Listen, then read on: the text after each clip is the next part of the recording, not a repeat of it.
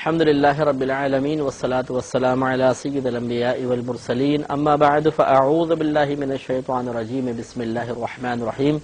الحمدللہ الفرقان پروگرام میں مختلف عقائد پر کلام کرتے ہوئے اب آخر میں ہم ایمان اور کفریات سے متعلقہ احکام عقائد اور مسائل آپ کی خدمت میں عرض کر رہے تھے، اور ہمارا جو ابھی موضوع چل رہا تھا وہ کفر اتفاقی اور کفر اختلافی تھا، اور کفر اتفاقی کی کئی طرح سے ہم نے تعریفیں کی ہیں، کفر اختلافی کی کئی انداز سے معرفت دینے کی کوشش کی ہے کہ کفر اتفاقی وہ کفر ہوتا ہے کہ نبی کریم صلی اللہ علیہ وسلم جو ایسی تعلیمات لے کر آئے جس کو قبول کرنے سے انسان اسلام میں داخل ہو جائے اور انکار کرنے سے اسلام سے باہر ہو جائے، اگر کوئی شخص ان چیزوں میں سے کسی چیز کا انکار کر دیتا ہے تو وہ کافر ہوگا، بالکل یعنی کفر اتفاقی ثابت ہوگا اور وہ مرتد ہو جاتا ہے۔ اور ان چیزوں کو جو تعلیمات ہیں جن کے ہم نے ابھی آپ کو عرض کیا، یہ ضروریات دین کہلاتی ہیں۔ تو یوں کہہ سکتے ہیں کہ اگر کوئی شخص ضروریات دین میں سے کسی شے کا انکار کر دے تو وہ دائرہ اسلام سے خارج ہوتا ہے اور وہاں پہ کفر اتفاقی ثابت ہوتا ہے۔ اور اس کی تعریف یوں بھی کی جاتی ہے کہ اگر کسی کفر پر، کسی چیز کے کفر ہونے پر علماء متکلمین اور فقہا متفق ہو جائیں تو کفر اختلافی ہے، اور وہ متفق کہاں ہوتے ہیں؟ وہیں پر ہوتے ہیں کہ ایسی کسی چیز کا انکار کر دینا کہ جس چیز کے اقرار سے انسان اسلام میں داخل ہو اور انکار سے باہر ہو جائے یا نہ مانے تو اسلام میں داخل نہ ہو سکے، اس کا انکار کرنا کفر اتفاقی ہوتا ہے۔ اور اگر کوئی ایسی چیز نہیں ہے بلکہ مطلب اس کے علاوہ کوئی تعلیم کا انکار کر دیتے ہیں، چاہے وہ منطق سے ثابت ہو، فلسفے سے ثابت ہو، عقل سے ثابت ہو، تو اسے کفر اختلافی کہا جاتا ہے۔ یوں بھی کہہ دیتے ہیں کہ اگر علماء متکلمین تو کسی شے کو کفر قرار نہ دیں لیکن فقہا اسے کفر قرار دے تو یہاں پر جو کفر ثابت ہوگا کفر اختلافی ہوگا، اور اس کا ان دونوں کا حکم پھر جداگانہ ہو جاتا ہے۔ جہاں کفر اتفاقی ہے وہاں آدمی مرتد، یہاں مرتد نہیں، ادھر اس کے پچھلے سارے اعمال برباد، ادھر پچھلے اعمال کی بربادی کا حکم نہیں دیا جائے گا۔ ادھر فرضاً ہم کہیں گے کہ تم تجدید ایمان کرو، اگر شادی شدہ ہے تجدید نکاح کرو، لیکن یہاں پہ احتیاطاً تجدید ایمان تجدید نکاح کا حکم ہوگا۔ یہاں اگر تجدید نکاح نہیں کرتا اور تعلق زوج قائم کرتا ہے، زنا یہاں کرتا ہے تو زنا نہیں ہے، جائز ہے لیکن منع کیا جائے گا۔ یہاں اگر اولاد پیدا ہو جائے اسی حالت میں ولد الزنا، یہاں اولاد پیدا ہو تو حلال باپ سے اس کا نسب ضرور ثابت ہوگا، لیکن حکم شرع دونوں کا یہ برابر ہے کہ ان دونوں کا سوشل بائک آؤٹ کیا جائے جب تک کہ یہ توبہ نہ کر لیں۔ اگر اعلانیہ کفر سرزد ہوا ہے تو اعلانیہ توبہ کروائیں گے، خفیتاً اگر ہوا ہے ایک دو کے سامنے تو ایک دو کے سامنے ہی ان سے تجدید ایمان کروایا جائے گا۔ اور اس کے بعد ہم نے مختلف چیزیں بیان کر رہے تھے کہ جو ہمارے مسلمانوں کے درمیان عموماً رائج ہیں یا وہ مسائل درپیش ہو جاتے ہیں اور اس کی وجہ سے حکم کفر ہماری طرف متوجہ ہو سکتا ہے۔ اس میں آخری مسئلہ ہم بیان کر رہے تھے کہ اگر ایک مسلمان دوسرے مسلمان کو کافر کہہ دیتا ہے تو کیا حکم شرع ہوگا۔ اس میں تفصیل آپ کو بتائی تھی کہ اگر ایک مسلمان دوسرے مسلمان کو بطور گالی کافر کہتا ہے، یہ اعتقاد نہیں ہے کہ یہ کافر ہو گیا ہے واقعی، تو یہ تو گناہ ہے، ضرور گناہ کبیرہ ہے لیکن کفر نہیں ہے۔ اور اگر کوئی مسلمان ہے اور اسے وہ کافر نہیں ہے لیکن دوسرا شخص اسے کافر کہہ دیتا ہے اور یہ اعتقاد رکھ کر کہ اس کے عقائد کفریاں ہیں، تو پھر کفر کہنے والے کی طرف لوٹ آئے گا۔ اس لیے بہت توجہ طلب بات ہے، پہلے اس پہ آپ دلیل دیکھ لیں، پھر میں آپ کو سمجھاتا ہوں کہ فوراً کسی کو کہہ دینا جی یہ تو گستاخ رسول ہے، یہ تو کافر ہے، فوراً کسی کو کہہ دینا یہ مشرک ہے، یہ کافر ہو گیا، بد مذہب ہو گیا، بہت احتیاط کرنی چاہیے۔ ہاں، اس طرح کفر، شرک اور مطلب بد مذہبیت کی یا گستاخ رسول کی توپے چلانا بہت احتیاط کا تقاضا کرتا ہے۔ کسی کو کافر کہنا کمال نہیں ہے، یہ یاد رکھیں، بلکہ کفر سے بچانا کمال ہے۔ تو اس لیے بہت احتیاط کے ساتھ اس پر کلام کرنا چاہیے۔ ہرگز یہ نہیں کہ کوئی محبت رسول میں کسی شخص کو جو مرضی چاہے کہہ دے، اور ایسا نہیں ہے کہ کوئی یہ سوچے کہ دریائے توحید میں نے غوطہ زن ہو گیا ہوں تو میں جس کو چاہوں مشرک کہہ دوں۔ بالکل غلط بات ہے، ہمارے نبی کریم کی یہ تعلیم نہیں ہے۔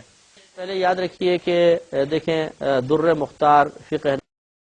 حنفی کی اس میں یہ فرماتے ہیں کہ عذرت شاتم بیا کافر، کہ شاتم یعنی گالی دینے والے کو یا کافر کہنے کی وجہ سے تعزیر دی جائے گی، یعنی حاکم اسلام اس کو باقاعدہ سزا دے گا۔ اور اب یہ کہتے ہیں کہ وَهَلْ يُكَفَّرْ، کیا اسے کافر قرار دیا جائے گا؟ تو یہ کہتے ہیں کہ ان اعتقد المسلم کافرن، کہ اگر اس نے سامنے والے مسلمان کو کافر ہی گمان کیا، اعتقاد کیا، تو کہتے ہیں نعم، ہاں، پھر اس کو کافر کہہ دیں گے۔ وَإِلَّا لَا، اور اگر ایسا نہیں ہے تو پھر اسے کافر نہیں کہیں گے۔ بِهِ یفتیٰ، کہتے ہیں کہ اسی پر آج کل فتویٰ ہے۔ تو معلوم یہ ہوا کہ اگر کسی شخص نے سامنے والے کے عقائد کو، اعتقاد کو کفر سمجھ کر کافر نہیں کہا، مسلمان ہی سمجھتا ہے، گالی کے طور پہ کہہ دیا، تو یہ کافر نہیں ہوگا، ہاں اس کو سزا دی جائے گی۔ لیکن اگر ہم سامنے والا کے اعتقاد کو، عقائد کو سمجھتے ہیں کفری اور کافر کہہ دیتے ہیں، اور حقیقتاً وہ کفریہ ہے نہیں، تو پھر اب یہ کہنے والا کافر ہوگا۔ اللہ تعالیٰ محفوظ فرمائے ہمارے ہر مسلمان بھائی کو۔ اور سوال یہ پیدا ہوتا ہے کہ اگر بالفرض ہم نے ایک شخص سے سامنے والا وہ اس کے عقیدے کفریہ نہیں ہے، لیکن ہم نے اس کو کافر کہہ دیا، تو کیوں کفر ہماری طرف لوٹے گا؟ اس کی وجہ بیان کرتے ہوئے علامہ ابن عابدین شامی رحمۃ اللہ علیہ رد المختار، جو در مختار کی شرح، اس میں لکھتے ہیں کہ لِأَنَّهُ لَمَّا اعتقد المسلم کافرا، اعتقد المسلم کافرا، اس لیے کہ جب اس شخص نے، جس نے اس سامنے والے کو کافر کہا ہے، ایک مسلمان کو کافر گمان کیا، تو فقد اعتقد دین الاسلام کفرا، تو اصل میں حقیقتاً وہ کہتے ہیں دیکھیے کہ اس نے دین اسلام کو کفر گمان کیا ہے، کیونکہ سامنے والے کے عقائد کفریہ نہیں ہیں، تو کون سے ہوں گے؟ اسلامی عقائد۔ اور ہم ان اسلامی عقائد کے باوجود اگر اسے کافر کہہ رہے ہیں تو اس کا مطلب یہ ہے کہ پہلے ہم ان اسلامی عقائد کو کفریہ مانیں گے تو پھر کافر کہیں گے نا، اور اسلامی عقائد کو کفریہ سمجھنا یہ خود کفر ہوتا ہے، لہذا ایسا شخص دائرہ اسلام سے خارج تصور کیا جائے گا۔ اور یہ فتاوی عالمگیری میں بھی مسائل اس قسم کے لکھے ہیں، لہذا بہت ہی احتیاط کرنی چاہیے، چاہے آپ کسی بھی مکتبہ فکر سے تعلق رکھتے ہوں، دوسرے مکتبہ فکر والے کسی شخص کو کے اوپر بھی حکم لگاتے ہوئے بڑی احتیاط کے ساتھ آپ کوئی فیصلہ کریں، کہ اس طریقے سے نہیں ہوتا کہ ہم جس بھی شخص کو چاہے اسے کافر قرار دے دیں، اس میں بہت زیادہ احتیاط کرنی ہوتی ہے، اور حقیقتاً یہ عوام کا کام ہے بھی نہیں، یہ صرف علماء کا کام ہے کہ اگر وہ سمجھتے ہیں کہ کسی مقام پر کسی پر حکم کفر لگانا ہے، اور تو وہ اس وقت خود وہ متحرک ہوتے ہیں، اور اس میں کس قدر احتیاط درکار ہوتی ہے یہ علماء جانتے ہیں۔ عوام الناس کی عادت یہ دیکھی ہے کہ بغیر سوچے سمجھے ہر چیز کے اوپر حکم کفر لگا دیتے ہیں، بعض اوقات ایسا نہیں ہونا چاہیے، بہت احتیاط، پیار محبت عام کریں، اس طرح ایک دوسرے پہ کفر کی بوچھاڑ کر دینے سے بالکل کام بگڑتے ہیں، بنتے نہیں ہیں، اور بعض اوقات جیسے نبی کریم صلی اللہ علیہ وسلم کی حدیث ہم نے آپ کو کی، کفر خود ہماری طرف لوٹ آتا ہے، اس لیے بہت احتیاط کے ساتھ۔ اور اگر ہم نے سابقہ زندگی میں کسی مسلمان کو کافر کہا تھا، غصے میں کہہ دیا، تو غور کریں کہ اسے اعتقاداً کافر کہا تھا یا بطور گالی کافر کہا تھا۔ بطور گالی کہا ہے تو کیا کریں گے؟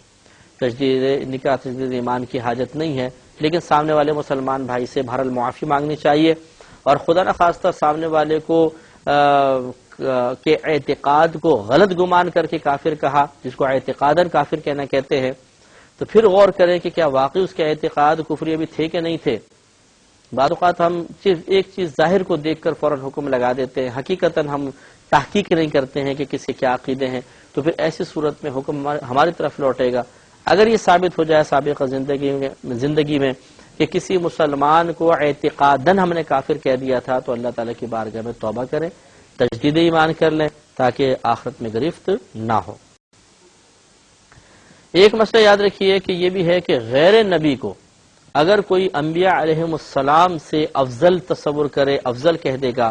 تو یہ علماء اسلام کے نزدیک بالاتفاق کفر لکھا گیا ہے، بالاتفاق۔ شرح مقاصد جلد نمبر 2 صفحہ نمبر 305 میں ہے کہ ان الاجماع منعقد علی ان الانبیاء افضل من الاولیاء، کہ اس بات پر اہل اسلام کا اجماع منعقد ہو گیا ہے کہ انبیاء علیہم السلام اولیاء سے افضل ہوتے ہیں۔ اولیاء کے اندر صحابہ کرام بھی آئیں گے، کہ کوئی صحابی، کوئی ولی، کوئی مومن انبیاء علیہم السلام سے افضل اور اعلیٰ نہیں ہو سکتا ہے۔ اور اسی طریقے سے الحدیقۃ الندیہ شرح طریقۃ المحمدیہ کے اندر ہے کہ ولی کو کسی بھی نبی پر، خواہ وہ نبی مرسل ہوں یا غیر مرسل ہوں، افضلیت دینا کفر و گمراہی ہے۔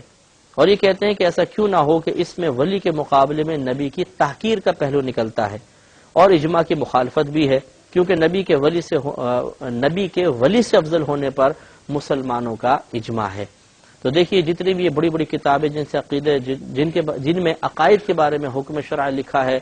ارتداد کے مسائل لکھے ہوئے ہیں، حکم کفر بیان کیے گئے ہیں، وہ سب یہ بیان کر رہے ہیں کہ غیر نبی کو نبی سے افضل ہرگز نہیں مانا جائے گا۔ اسی طرح ارشاد الساری شرح صحیح البخاری میں ہے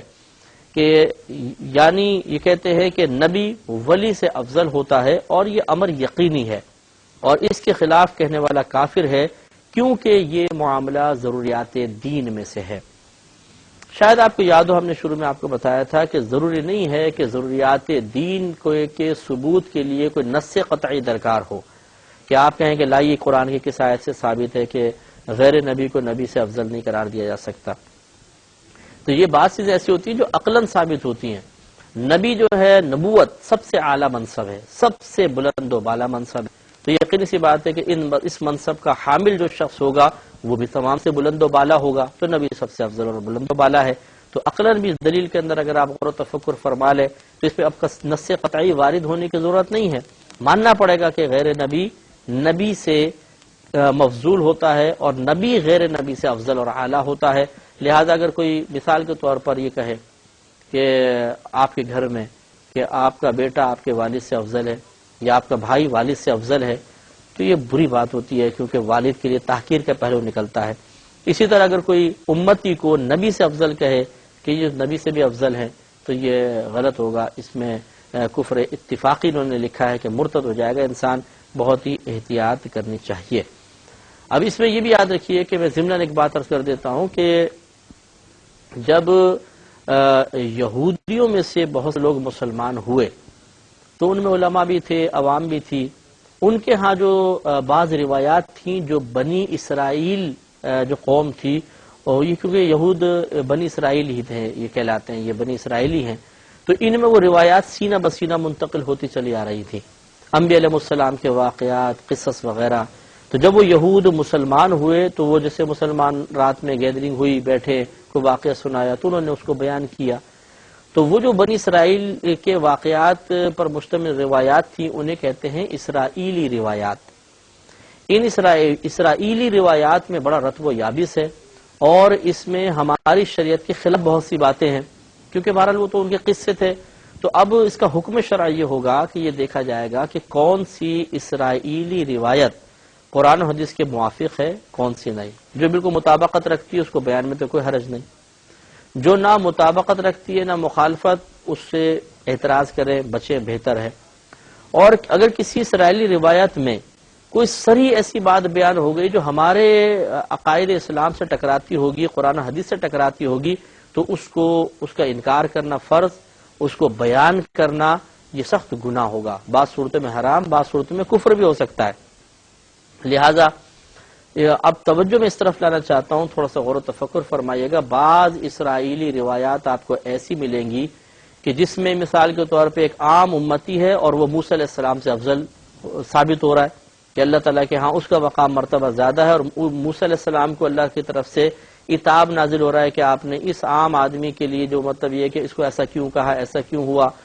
یعنی ان واقعات سے بظاہر ایسا لگتا ہے کہ جو ایک عام امتی نبی سے بھی افضل ہے۔ اس قسم کے واقعات کو ہرگز بیان نہ کیا جائے، کیونکہ اس سے ذہن اسی غلطی کی طرف مائل ہوگا کہ غیر نبی کو نبی سے افضل ماننے کی طرف انسان مائل ہو جائے گا۔ یہ بالکل غلط ہے، اس پر توجہ کرنی ہوگی۔ اس قسم کی تمام اسرائیلی روایات کو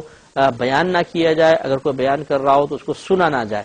اور اگر آپ نے بیان کیا تھا تو اس پر توبہ کی جائے کہ ہر وہ اس قسم کی روایت جس میں غیر نبی کا نبی سے افضل ہونا ثابت ہو رہا ہو اسے کبھی بیان نہ کریں، ورنہ ایمان میں خلل بھی واقع ہو سکتا ہے۔ ایک یاد رکھیے کہ جو کوئی بھی شخص، ایک شرعی مسئلہ یہ ہے، اگر وہ کسی نبی کی شان میں گستاخی کر دیتا ہے تو اس شخص کی توبہ قابل قبول نہیں ہوگی۔ توبہ قابل قبول نہ ہونے کا مطلب یہ ہے کہ جو حاکم اسلام ہے وہ ضرور اس کو مطلب سزا دے گا، اور وہ قتل کی سزا ہوتی ہے، اس کی سزا معاف نہیں ہوگی، کیونکہ وجہ یہ ہے کہ اس نے انبیاء علیہ السلام میں سے جن کی گستاخی کی ہے تو نبیوں کی دل آزاری کی ہے،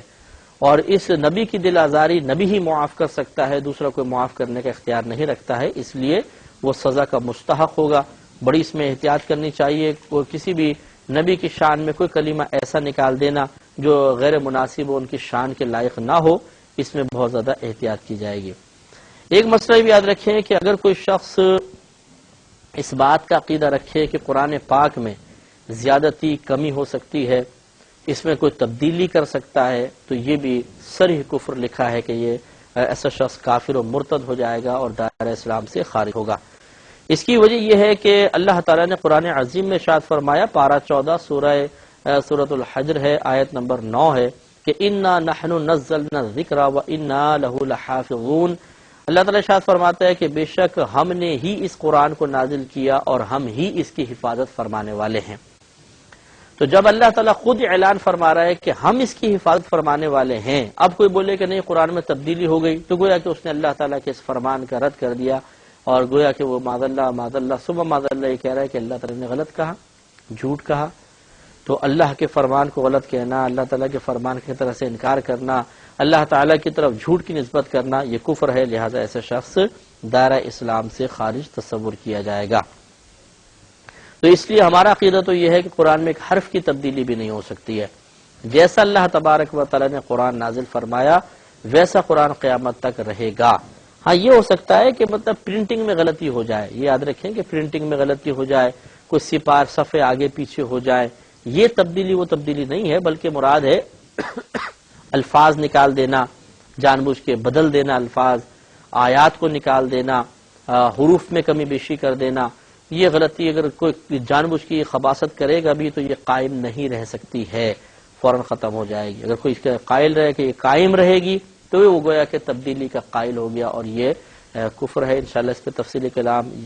زندگی رہی تو نیکسٹ پروگرام میں اور کریں گے۔ وآخر دعوانا ان الحمدللہ رب العالمین۔